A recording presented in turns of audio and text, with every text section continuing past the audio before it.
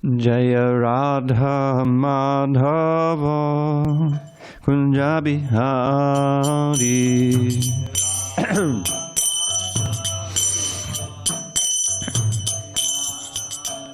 Jaya Radha Madhava Kunja Bihari.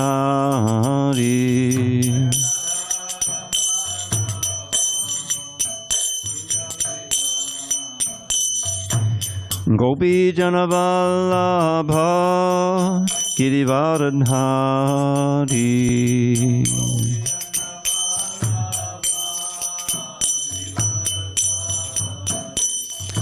Gopi Janavallabha Girivaradhari.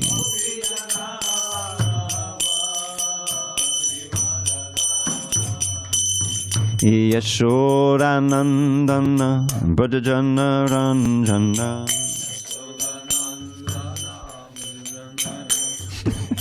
Yashodanandana Brajajana Ranjana.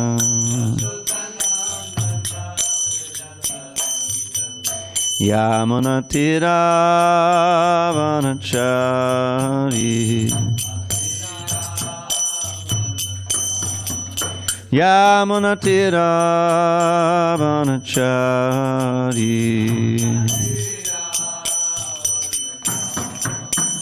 Jaya Radha Madhava Kunja Bihari.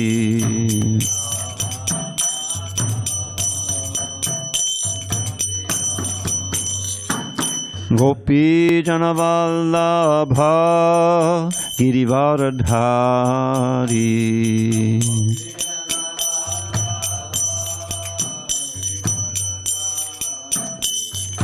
Gopi Janavallabha Girivaradhari.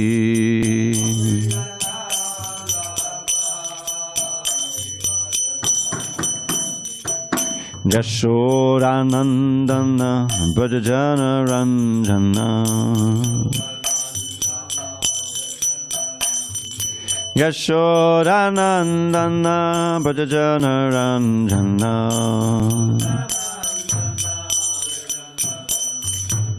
Yamunatira Vanachari. Yamunatira Vanachari.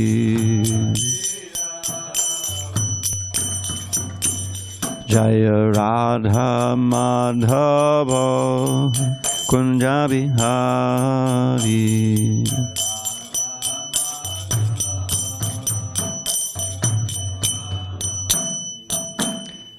Jai Om Shnapad Paramahansa Parikacharya Ashtavadra Sri Srimad His Divine Grace, Srila HG Bhakti Swami Prabhupada Ki Jai. ISKCON BBT Founder Acharya Srila Prabhupada Ki Jai. Jai Om Vishnupad Paramahamsa Parikacharya Ashtavadra Sri Srimad His Divine Grace, Srila Bhakti Siddhanta Saraswati Thakur Ki Jai. Ananta Koti Vaishnavini Ki Jai. Namacharya Srila Haridas Thakur Ki Jai. Grantaraj Srimad Bhagavatam Ki Jai. The Samaveda Bhaktivinoda Ki Jai.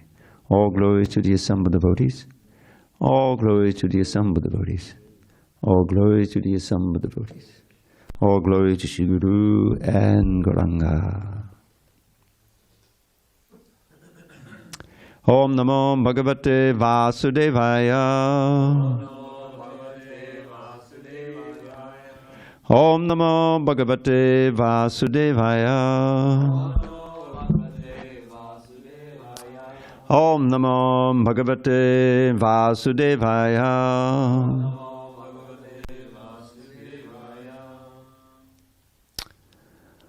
Okay. On this 27th day of November 2023 in San Diego, a reading from Srimad Bhagavatam, translation and commentary by His Divine Grace A.C. Bhaktivedanta Swami Prabhupada. Canto 7, The Science of God, Chapter 3, Hiraṇyakashipu's Plan to Become Immortal. Text 13. Tavasanam Dvijagavam Parameshtyam Jagatpate Bhavaya Shreyase Bhutyai Chemaya Vijayaya Cha Tavasanam Dvijakavam Parameshtyam Jagatpate Bhavaya Shreyase Bhutyai Chemaya Vijayaya Cha Tavasanam Dvijakavam Parameshtyam Jagatpate Bhavaya Shreyase Bhutyai Chemaya Vijayaya Cha Tavasanam Dvijakavam Parameshtyam Jagatpate Bhavaya Shreyase Bhutyai Chemaya Vijayaya Cha.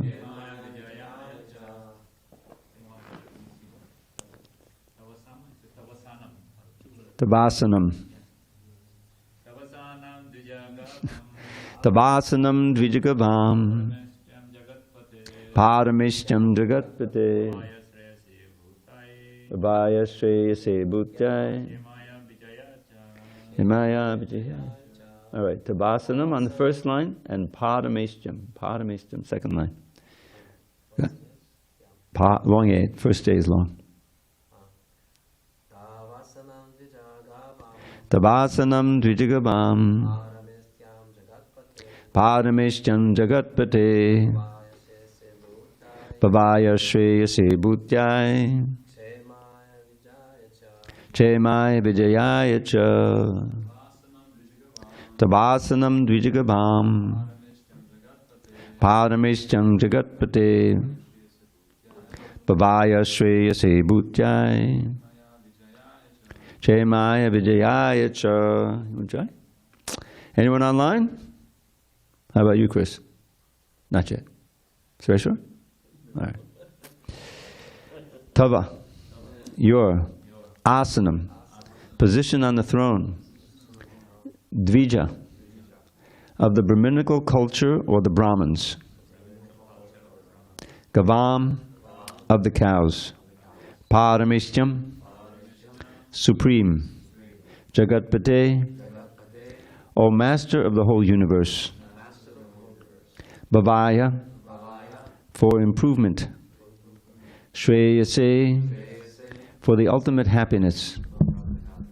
Bhutyai, for increasing the opulence.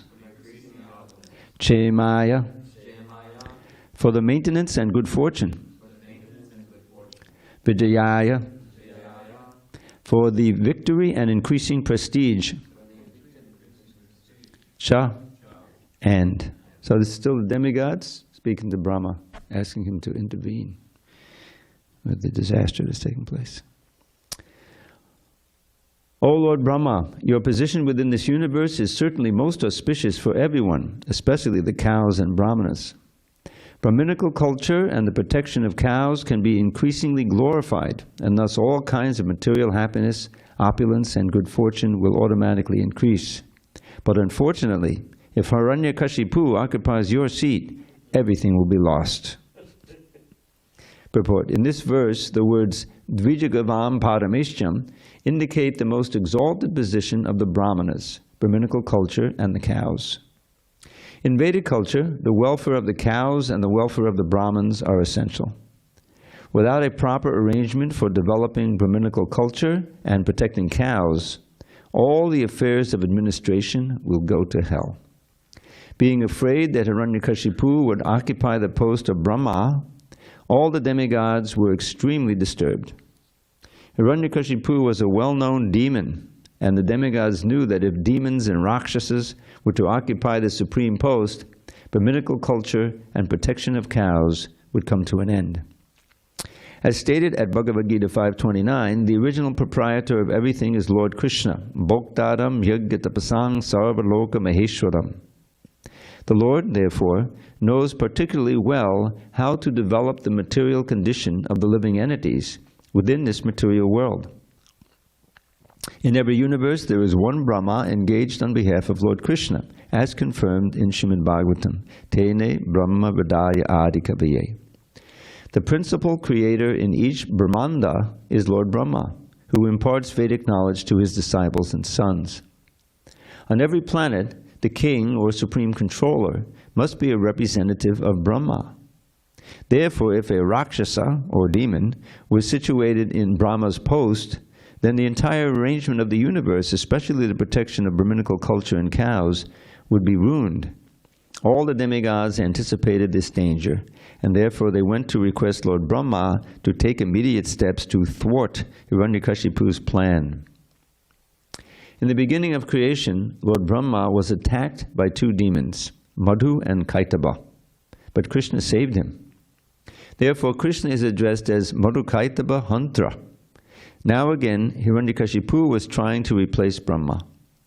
The material world is so situated that even the position of Lord Brahma, what to speak of ordinary living entities, is sometimes in danger. Nonetheless, until the time of Hiraṇyakāśipu, no one had tried to replace Lord Brahma. Hiraṇyakāśipu, however, was such a great demon that he maintained this ambition. The word bhutyai means for, quote, for increasing opulence, And the word shreyase refers to ultimately returning home back to Godhead. In spiritual advancement, one's material position improves at the same time that the path of liberation becomes clear, and one is freed from material bondage. If one is situated in an opulent position in spiritual advancement, his opulence never decreases. Therefore, such a spiritual benediction is called bhuti or vibhuti. Krishna confirms this in the Bhagavad Gita 10:41. Yad yad vibhuti mat sattvam mamate jongsa sambhavam. If a devotee advances in spiritual consciousness and thus becomes materially opulent also, his position is a special gift from the Lord. Such opulence is never to be considered material. At the present, especially on this planet Earth, the influence of Lord Brahma has decreased considerably, and the representatives of Hiraṇyakāśipu, the Rākṣasas and demons, have taken charge. Therefore, there is no protection of brahminical culture and cows, which are the basic prerequisites for all kinds of good fortune.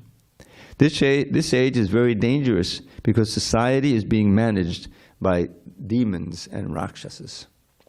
Om jnana timirandasya jnanandana shalakaya chakshur unmiditam mena tasmai shri gurave namaha. I was born in the darkest of ignorance, but my spiritual master, Srila Prabhupada, opened my eyes with the torchlight of knowledge.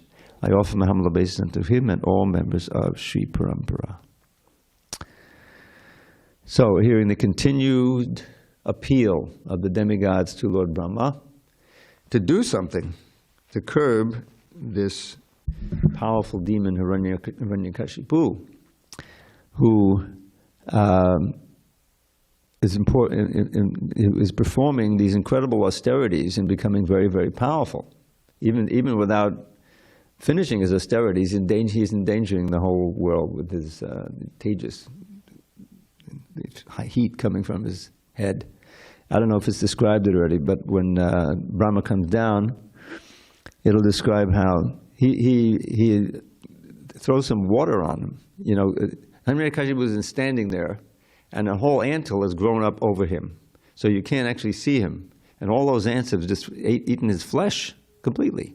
But he's so powerful, the yogi, that he's keeping his prana circulating within his bones, and then giving out this incredible heat and becoming more and more powerful. So Brahma will cast a few drops of water from his big kamandalu, and out comes this Hiraṇyakāśipu with a brand new, powerful, young body, invincible. He thinks it's invincible.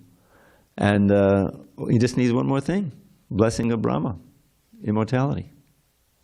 But of course he can't have that, so we know the story that Brahma gives him all of these things. He asks for one thing, and he seems to be, I got it all covered. I can't be killed inside or outside, day or night, by any weapon, by any creature that Brahma's created, all kinds of things. But the Shringadeva appears and fulfills all those prerequisites. So that's coming. But now we see the central principle, one of the central principles of the material world, and that is that unless there is a strong brahminical culture in a society, and unless there is protection of cows, then it's very inauspicious. And you have what we have today, which is things are like careening out of control. And throughout the world, more and more demons, I mean out-and-out demons, and Rākṣasas are taking charge of leadership right here in the country. We're trying to do. We've already had our care of demons, but those are smaller demons. These are like out-and-out, straight-out demons. They're not even hiding it. So the material position in this world is very tenuous. It's very tenuous. And the only hope is the Krishna consciousness movement, which is built on this principle of brahminical culture and cow protection. Now, why is brahminical culture so important? Because, as Prabhupada explained a million times, the varnashram system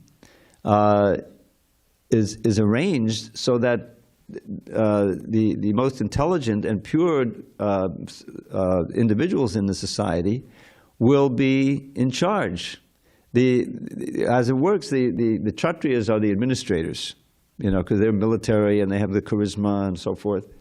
But they are meant to take instruction and guidance from the Brahmins. If they stop doing that, then they started going into the demons and Rākṣasa thing, because they have the passionate mode to fight and you know, they have to become angry at the right class of people who are, you know, themselves disturbances. Otherwise, they can become easily corrupted. And that's what we see today. The first corruption is the brahminical class. Now, how do you see that manifest in today's society? Well, you have the most, you know, brilliant scholars, scientists, and everybody selling themselves to the big capitalists. I like to give the example of the tobacco industry. Now, everyone knows, and they always knew, kind of, you know, but now it's a law. It has to be advertised. It has to be put right on the package that cigarette smoking is hazardous to your health. And now I think they give a little more detail what it can do. It can destroy your lungs and everything. Oh, they have pictures. Okay, you know, and yet you still have people smoking. Not as many, you know, they're picking up.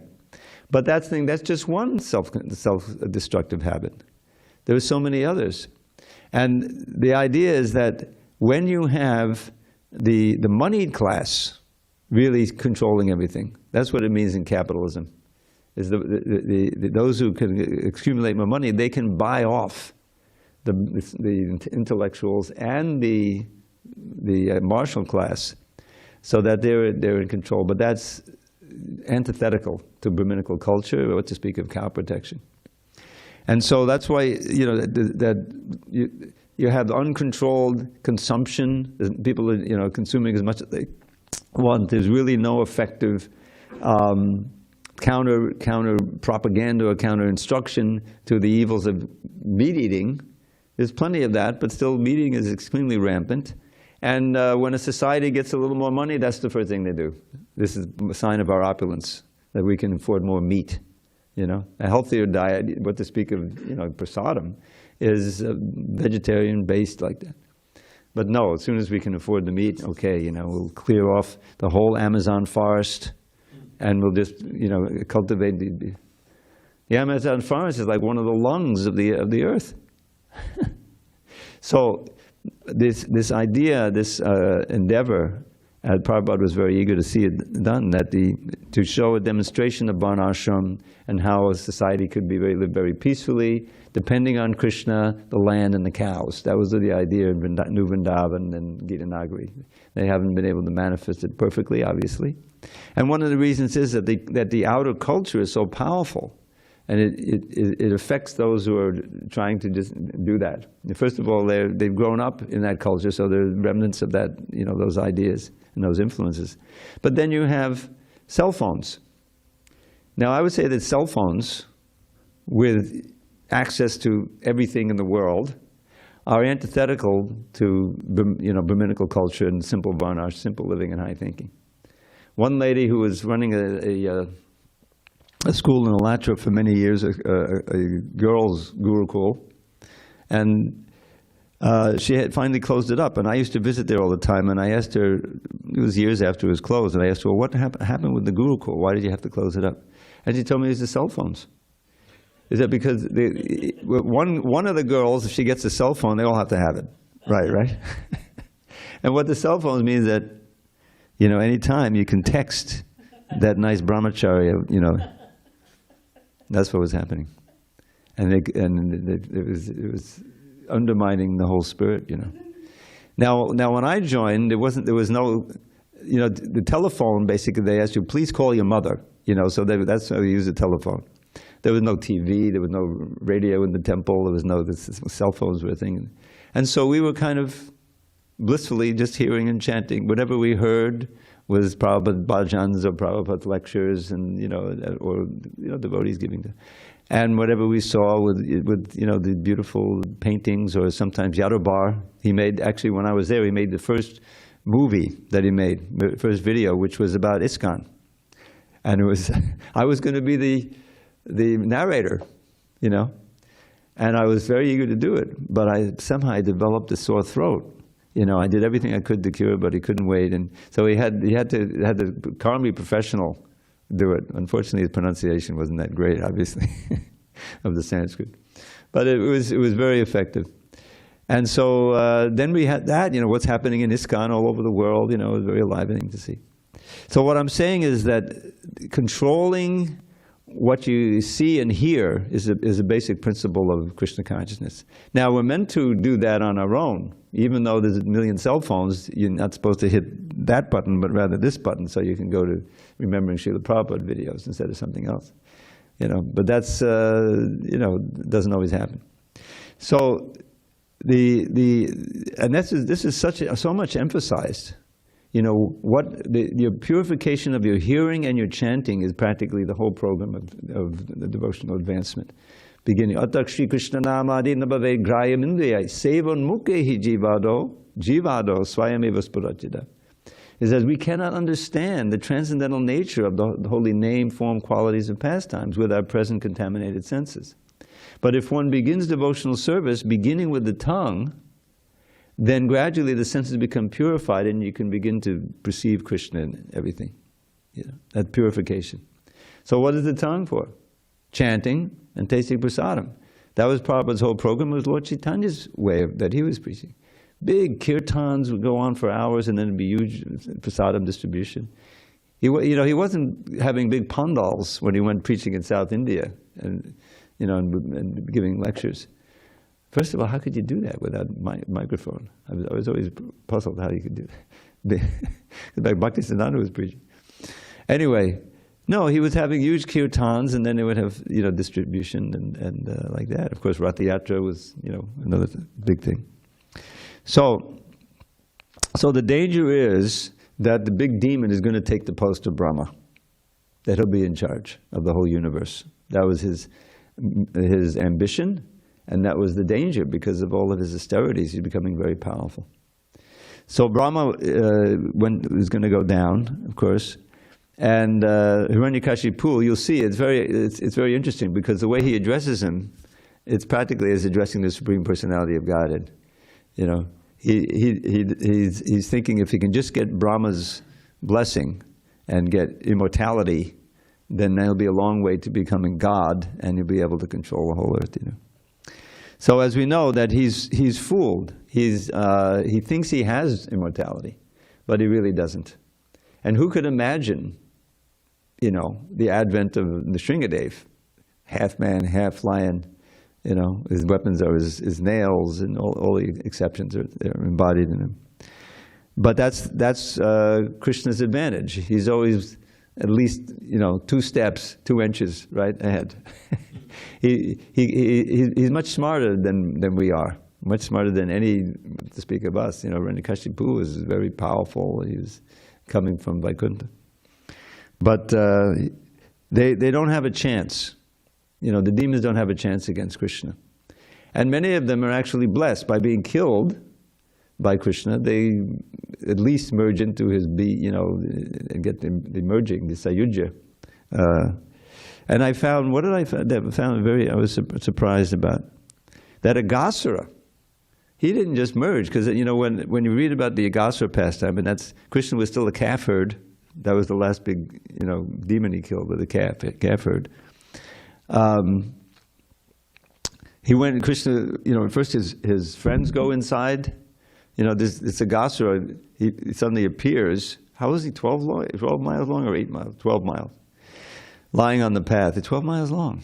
Everything else is proportionate to it. He opens his mouth and it's like he hits the clouds practically. And so the boys are just bemused by it. Rather than run off in terror, and they say, well, this looks like it could be a demon. Well, Krishna will protect us, right? And it's not that they try to get away. They walk right into the body of the demon. So here's a python. He's not a cobra, right? So so he had these big teeth, but basically he just waits. That's what pythons do. They wait, and if some prey comes, they come and they squeeze him, and they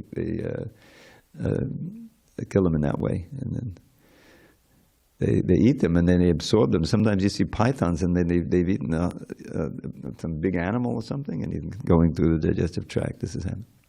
Anyway, so Krishna is, for a moment, it says he's amazed at how the material energy is working, right? And then his boys go in, his friends. So he goes inside, and the demons are freaking out because they're, oh my God, this is the end of Krishna. Not the demons, the demigods. And they're saying, alas, alas, according to the Krishna book.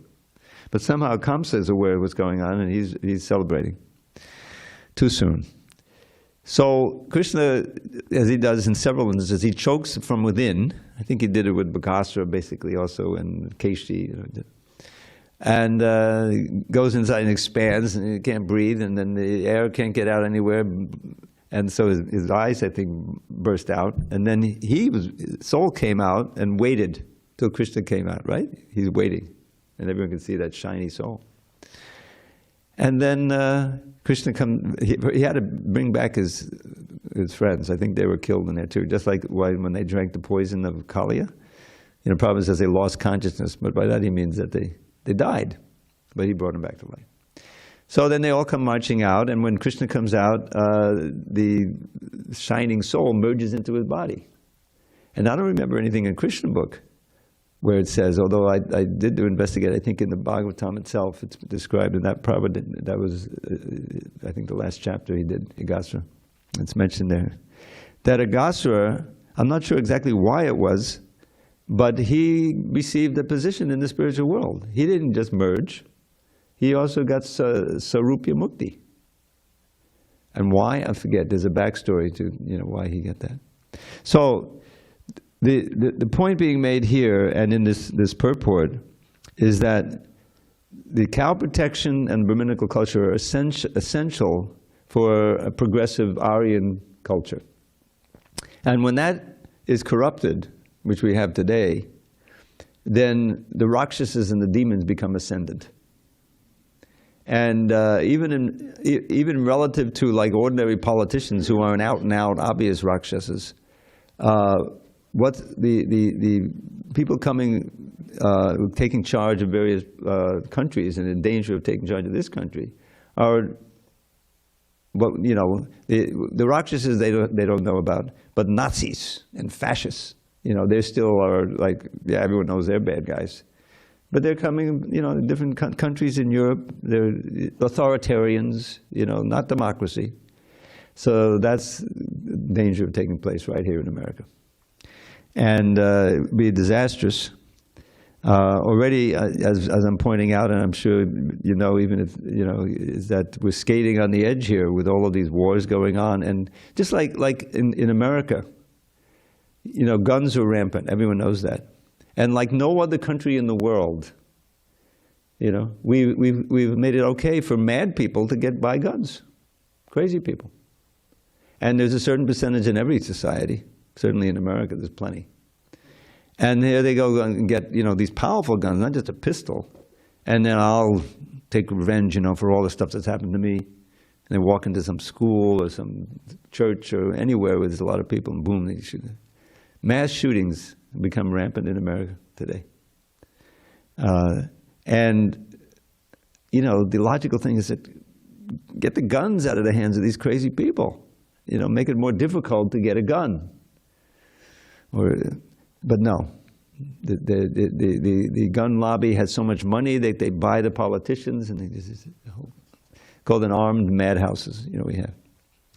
So this is what we're trying to combat, with Krishna consciousness, and Krishna consciousness will prevail. We know that there's going to be a 10,000-year period where Lord Chaitanya's movement is ascendant, even in the Kali Yuga. This Kali Yuga, because Krishna came with Lord Chaitanya. Not every Kali Yuga does he do that.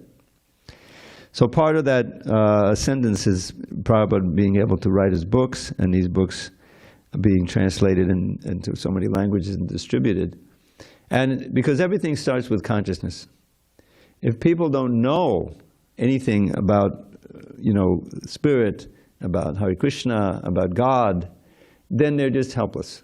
They themselves become little demons in wherever they are, and the ignorance is the greatest danger. It's just like a child. Well, let's take something like the pandemic. Say there's another pandemic that happens, which is very possible. So you have to know what to do. You have to have knowledge. Is there a vaccine? Now, people, devotees, sometimes they say vaccines. Say, well, I agree with that. The vaccines are crazy. Anyway, there's a science to it. Prabhupada took vaccines to ward off, to have some protection. Wash your hands. All the things that we learned.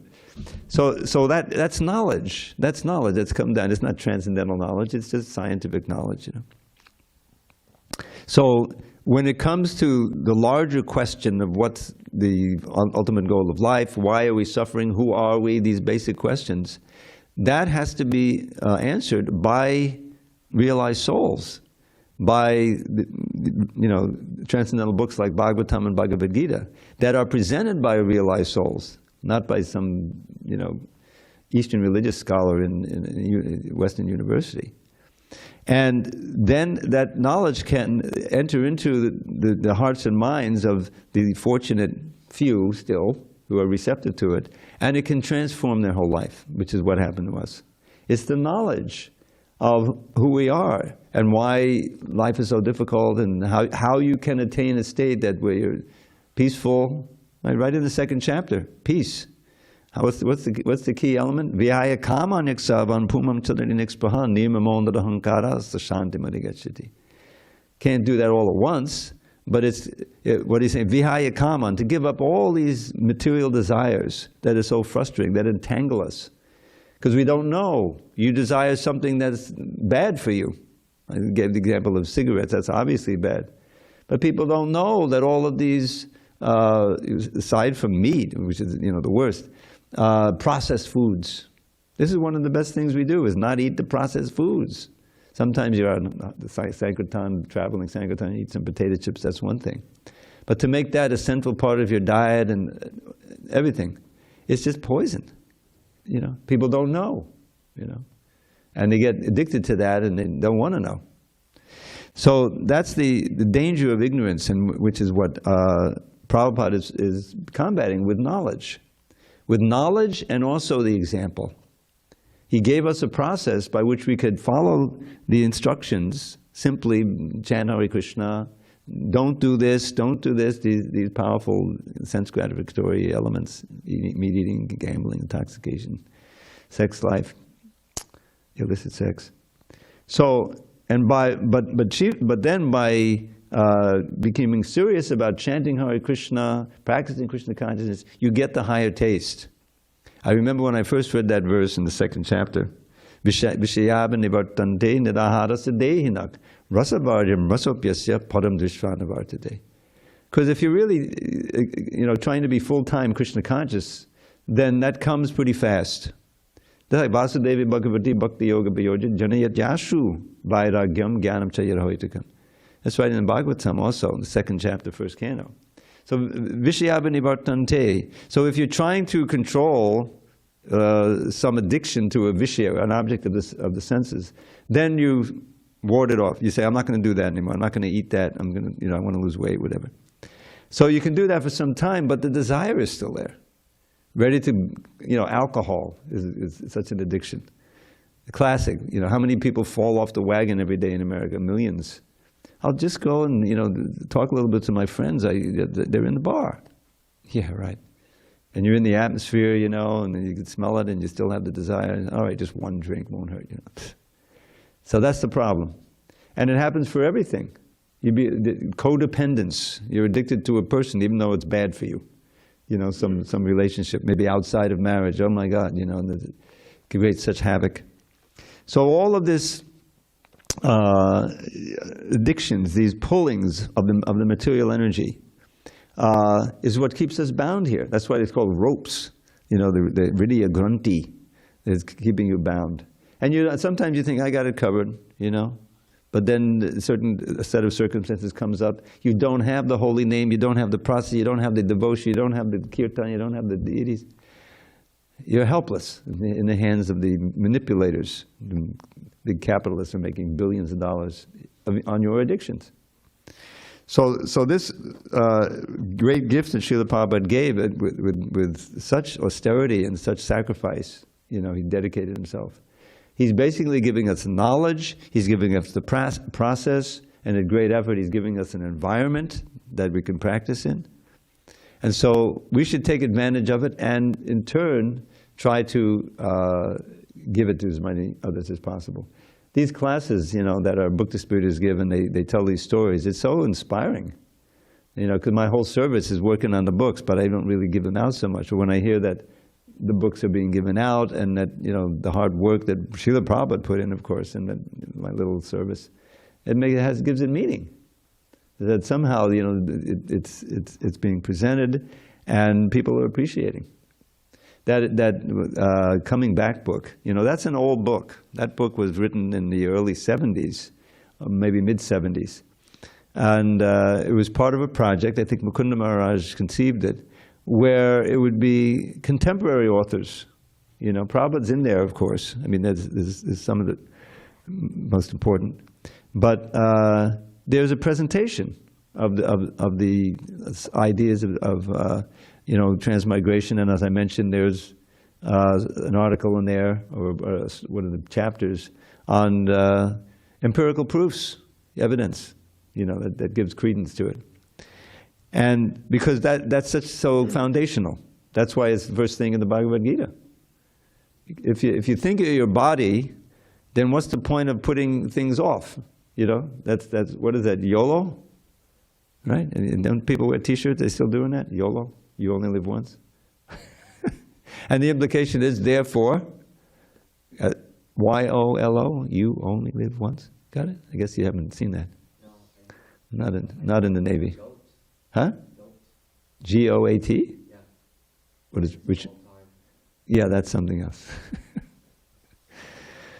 So that's gross ignorance, and you're advertising it. You only live once, therefore be like me. You know, hedonistic. That's the logic behind hedonism. Who knows? You're going to miss out. A long time ago, I read an article about some young person who really wanted to try all the drugs, you know, because she'll get older and then she'll think, oh, I missed out on the drugs, so she got cocaine and everything. Like that's some logic, you know. Without the alternative, it doesn't make sense. That's why, you know, the biggest preaching thing that was going on in the early days, I was hearing all these accounts, is that the devotees would go out and chant. And then sometimes, you know, they started distributing magazines, especially BTG in the early days, with the parties. And that became a great combination because people were attracted by the party to at least stand around and watch. And people would go around, a certain number would take BTGs, give 50 cents, and it adds up, you know, if you have a lot of devotees, and you can sustain a temple. But it's the blissfulness of the devotees, the fact that here are people that are not that different from me, and they're much happier than me, obviously. So a certain percentage who are not said, oh, that's crazy, you know, I don't want anything to do with it, but are curious, then they can be approached and they can become devotees themselves. So that is the greatest advertisement, the character and the demeanor of the devotees themselves, to see where people can see that yes, this is really a process that I should investigate. They're also open-minded, you know. So, but there needs to be an environment where that's possible, and Hiraṇyakaśipu is exactly opposite to that. If he takes over the whole world, we'll get what he was trying to do in his own kingdom. right? Which is suppress any hint of God consciousness in the person of his son.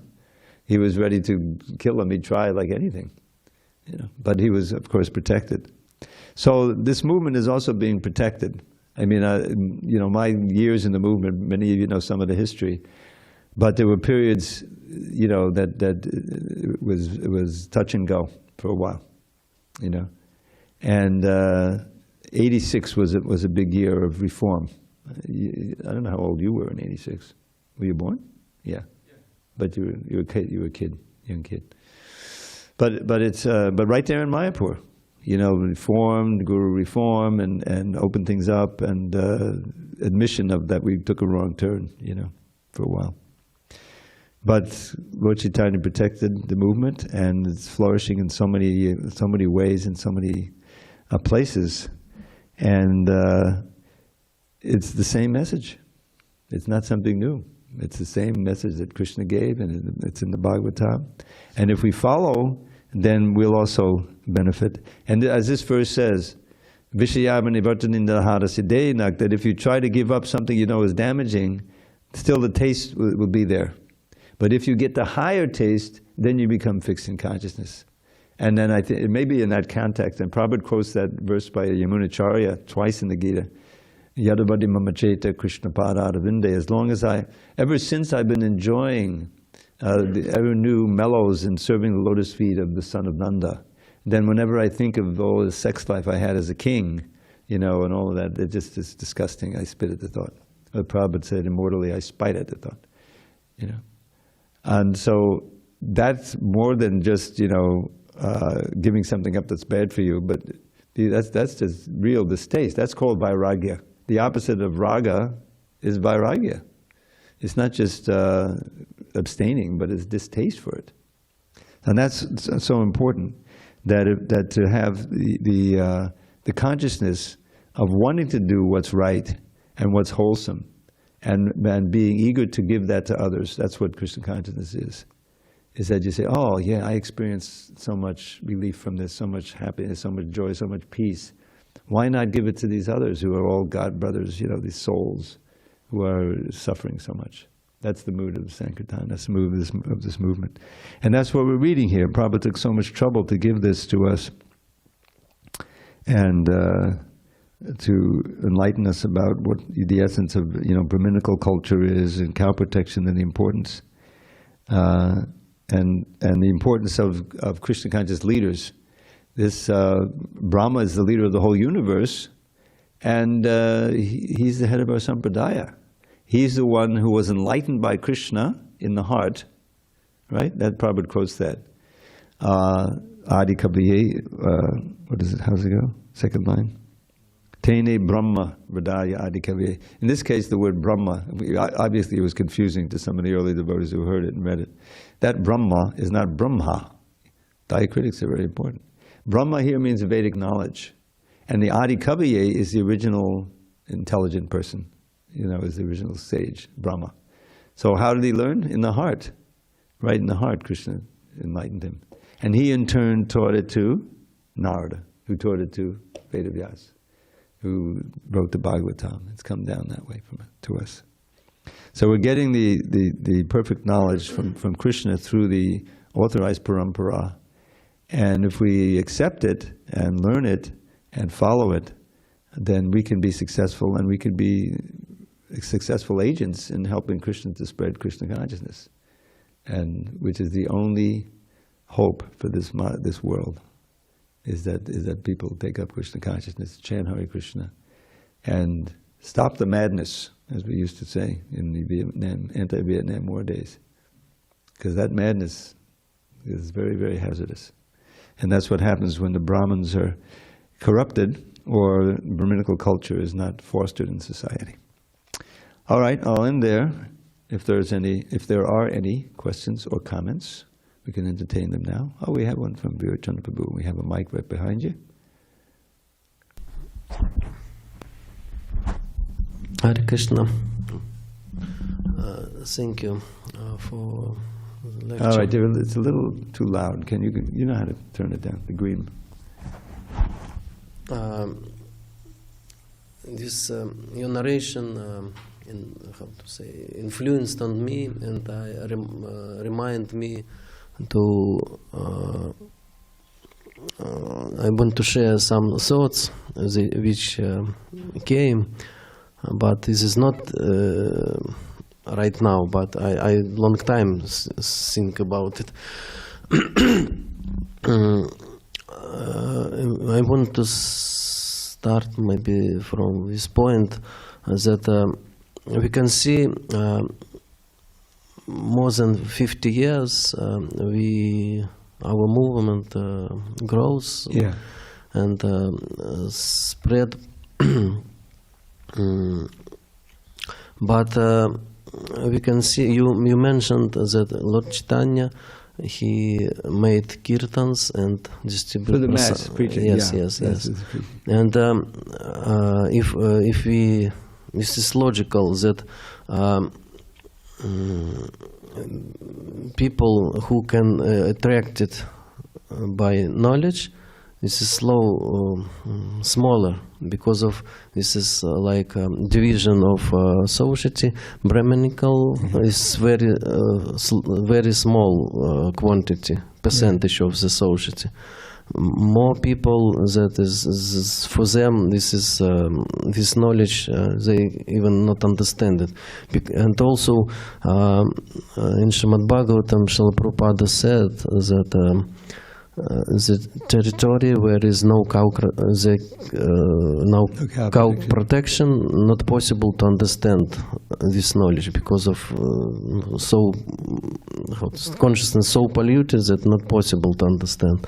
Yes. And so maybe we can change our strategy to spread this movement and try to do like Lord Chaitanya did it. Because of Srila Prabhupada also a few times I had these lectures, it's maybe conversations, where Srila Prabhupada said the same things, that he said that people not understand knowledge. In common people, and by hearing and chanting Hare Krishna, their consciousness will be clean and pure, yes, and then they can understand what in these books. And even first disciples of Srila Prabhupada also said that we can. They said directly to Srila Prabhupada maybe a few years after, that first lectures we could not understand because of this accent, also so many concepts, also very contaminated. They was by intoxication, and so they said that we only singing Hare Krishna, take prasadam, this purification purified us, and then we started to understand what he speaks. What do you think about it? Yeah, well, I see this is a central theme in your preaching to us, is to do more Harinam, to emphasize it more somehow, because that's Prabhupada's program. He wanted them to go on parallel. I mean, he certainly emphasized book distribution. You can't argue with that. But he did not de-emphasize Harinam. He said, okay, stop all Harinam, something like that. But he wanted them both to occur, because there are certain people who can respond to the books, and they also can join and become leaders because they're intelligent. So he said, the students, you should preach in the universities because they're our best customers. Because many of his leaders had come out of the universities. So, I mean, I saw this myself, in a small way, when book distribution first became ascendant, because I was there in 72, 73, and really in 73 it was just starting to get big. It happened first on the West Coast. In fact, there were devotees who came from Los Angeles to come and inspire the devotees where I was in Brooklyn, to start doing books and so forth. So, that's an essential part of it, because there are people out there who can understand, and a book such as The Science of Self-Realization is specifically put together many of Prabhupada's lectures that he gave to general audiences, where he would tailor it in his message to such a way that people could relate to it. That makes up a large part of the book. And this book, and there were other books also. I think not Chant Be Happy, but the Higher Taste was specifically geared toward people who would be interested in vegetarianism, maybe, and they along with that they'd get the concept of sacred food and offering like that. But the coming back was, so the especially BTG was written for the mass people by the devotees, who were part of that culture, so that Prabhupada really wanted them to write, and some really wrote wonderful articles, still writing. So I think both have to be there, but we have to be careful not to let public chanting go by the wayside and become de-emphasized. I think that's the danger that you perceive. That in a temple like this, where we don't have so many devotees, just to perform the actual function of the temple, then it's say, well, how can we get a party together to go out? I know we do still, and unfortunately I'm not be able to go out lately so much, but it's important to have that. I agree 100%. It's important to have that regular, enthusiastic display of chanting. And it's not only important for preaching, but it's important for the devotees themselves. Yes. And the idea that, the kirtan is going on, okay, now let me do something else. I really have a lot to do. No, in other words, the kirtan is an important thing because it keeps you pure and it keeps you enthused in Krishna consciousness. And I saw so many difficulties of leadership that they took on so much responsibility that they didn't have time, or even if they're in the kirtan, their mind is worrying about something else, rather than just give it. And you see, there's a book, actually several books that Vyasaki wrote about Jayananda and Vishnujan, two critical figures in the early days. And they have so many pictures of Vishnujan leading kirtan on the street, and you can see it's just so attractive. He's blissful, and you're going for hours. And the devotees themselves were inspired by that, and went out, and they became purified. They went start a center here, start a center there. So I appreciate what you're saying, and I agree with you that book distribution has to go on and be emphasized, but we should not de-emphasize the Harinams.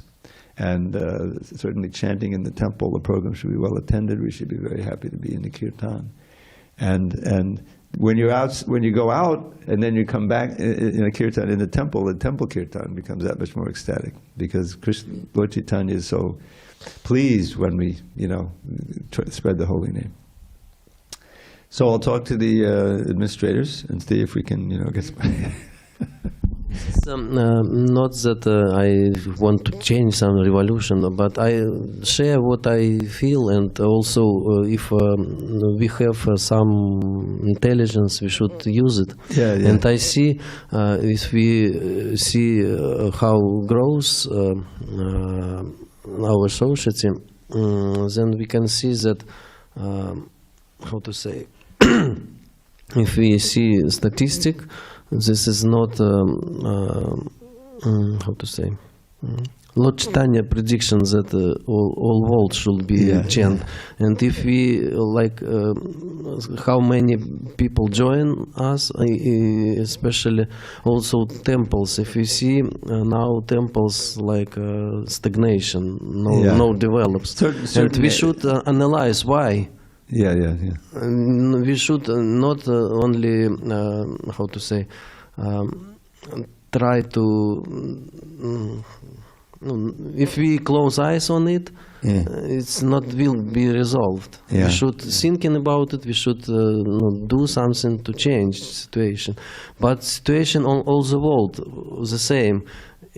All temples becomes, how to say, not popular. Stagnated. Yes, yes, because we should analyze why it happens and should resolve. All right. Resolve. I think you should be part of the GBC, maybe. All right. Vijay Krishna, you there? Yes, Dravida Prabhu, I'm here. Well, do you have a question, or am I just embarrassing you? No, I have a question. Okay, go ahead. Thank you very much, Dravida Prabhu. You're most kind and devout pranams. Prabhu, do you mind reciting again the last sentence of the purport? Yeah, that's easy to find. Last sentence of the purport. This age is very dangerous because society is being managed by demons and Rākṣasas. Yes, thank you very much. Rākṣasas. Yeah. Yes. You want to argue about Prabhu, that? Sorry? Do you have a different opinion? No, I do not. Okay. My question is, managing, you know better than me that to be a manager is the same as favoring peace and prosperity. Not necessarily. Not for favoring danger and destruction. Well, so my exact question is, what kind of managers are the demons and Rākṣasas of this age who go for favoring danger and destruction? What kind of managing is this? Well, I don't think that they consciously trying to manage in such a way that they will be destroyed. And the Prabhupada is making a judgment on this age, which is very accurate. It's very, very dangerous.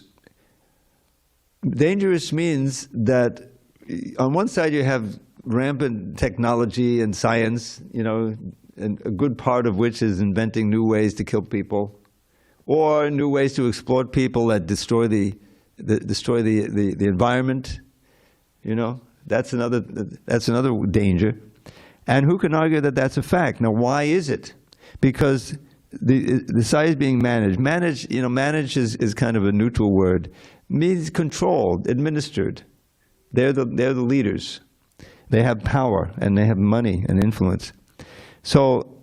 And because they are demons and Rākṣasas, they don't have the consciousness or even the feel of managing in such a way to help the people. You study the examples in the Bhagavatam of Yudhishthir, Parikshit, Prithu, and other Krishna conscious leaders whose main desire is to protect the people and see them prosper. That's the whole idea. And that's when they have an election, then the people try to convince, the candidates try to convince people that that's what they want to do. But they don't. They don't really have that. It's all a big lie. It's a tremendous lie. They're out for their own power. That's why this guy, who was president from 2016 to 20, I don't want to mention his name, pollute the atmosphere. It was so amazing because he was out front. It was obvious that he was in it for himself, and that he doesn't have a slightest desire to really help the people. It's also, well, how can I fool them in such a way? So it's kind of transparent, but still. This is a measure of the character of this age. Millions and millions and millions of people are worshiping him like some kind of god practically. It's a cult. Prabhupada used the word cult, but this is the bad use of the word cult. And so what Prabhupada says is completely accurate here. It's very dangerous because they don't concern themselves about the people in general. They don't concern themselves about the environment, about destroying the environment so it becomes difficult for everybody. Huh? Yeah, let alone God. In other words, they're basically atheists. So it's perfectly accurate. It's being managed. I think the managed word is a little throws you off. It's being controlled. It's being ruled by demons and Rākṣasas. So, what is a demon? You read chapter 16 in Bhagavad Gita. Ishvaroham, aham bhogi, siddhoham balavan sukhi. Krishna is imitating the demons here. I'm the controller of everything. I'm perfect, powerful, happy. I'm the richest man in the world. You know, I can buy this, send up this. So they're intoxicated. They're intoxicated, covered over by their own hubris, we used to call it, you know. And that, again and again, we see in the Bhagavatam, they get cut down. They get cut down by Krishna, you know, and great kings like that. So it's a very accurate description. It is a very dangerous age, but we have the mission of spreading the knowledge and the means by which Krishna consciousness can spread, and people become enlightened, and they can turn from demons to devotees. You know, I mean, what's the definition of a demon? I think we were all kind of little demons before, you know, just concerned about sense gratification and, you know, this and willing. But Krishna doesn't kill, Lordji doesn't kill any demons, but he kills the demoniac mentality within the heart. And that's really the hope in this age. That even these demons and Rākṣasas, I don't know if you know this, but this is quite an amazing thing, is that the president who ruled from 2016 to 20 in America, in 1976, this was the first New York Rath Yatra, and it was a big thing. The devotees came from all over the world to attend that Rath Yatra.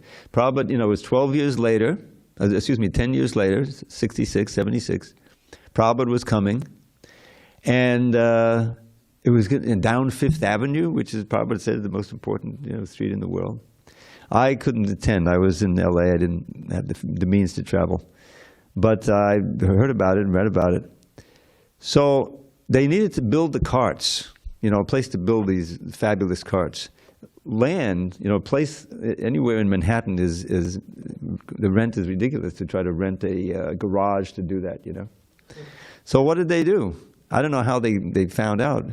But the fellow who was president from 2016 to 2020, he was a big developer, you know, of real estate. That was his thing. And so somehow he had come in possession of some land that was in Midtown Manhattan, a few blocks from the temple, that had been part of a station, a subway station.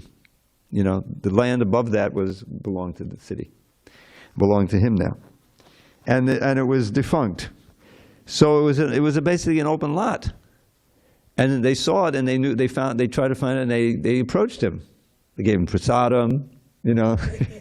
They asked him if they could just, because he wasn't using the lot, and so he agreed that they could use that lot for building the carts, which they did. There's a whole story about the last day, like Friday before the Sunday. Because a lot of times the wind blows off the river there, and blew down Balaram's cart, and all of the structure and everything was mangled and everything. And Jayananda, you know, he said, "Well, it's finished. We'll have to have two carts." But Maheshwar, who's up in Ojai right now, who's a real patron of the Rath Yatra, he said, "No, let me see if I can repair it. You know, you have to get your own crew." So there's so many devotees in the temple, and many of them, the ones who had a lot of energy and were able to work on Rath Yatra, Jayananda had already, you know, they were on his crew. So he had to go to the temple, find enough devotees. And somehow he was able to repair that cart. It's a miraculous story, which he wrote up. I can share it with you.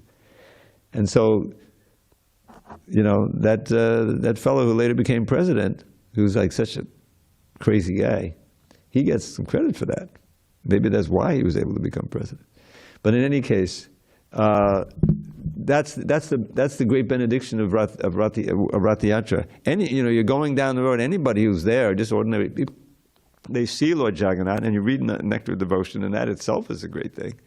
What to speak of taking some of the prasadam, or hearing the chanting, or getting really involved in following and going to the site, you know, like it. So the festivals, the Harinams are meant to be little festivals. Right? Yeah. So that, you know, some people will be attracted and curious. Let me take a BTG or a flyer or maybe a little book. So that's you know, central to our dharma, you know, and it's so purifying for the devotees, ecstatic like that. And the ecstasy of the devotees is the most attractive thing. When you see people, you know, that are very much like me, but I have so many problems, and they're just very happy. Why is that? Let me ask him. You know. All right, we're a little late. Is that okay, Vijay Krishna? Yes, there is Prabhu. Prabhu, that is okay. Thank you very much. Hare Krishna. Okay, Haribol. Haribol. All glories to the Prabhupada.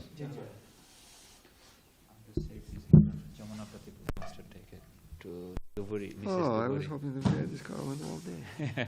It's really nice, attractive. Who made this garland? Is this Nimai? No, I think Giridhari Priya's crew. Oh, okay, yeah, because this is like, you know, a professional. Luxury. This is, It's like over the top. It's like everywhere there's flowers. yeah, it's amazing.